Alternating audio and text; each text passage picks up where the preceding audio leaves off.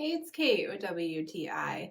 I need to keep my electronics protected because I am super clumsy and so I need a good case. And this one for this iPad Pro has so many really cool features. I have the case here in black, and it is made of a durable PU leather, which is nice and soft to the touch with kind of a felt material on the inside.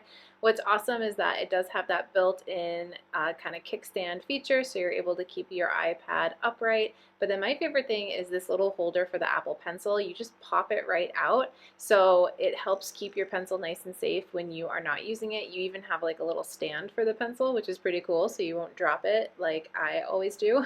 And then the pencil just snaps right back into place, a nice little gentle snap. So that's pretty great because you're not going to lose your pencil. It's not going to fall out while it's in this case. So not only is your iPad protected, but also you're able to keep your pencil nice and safe as well. This is just all around a really great case.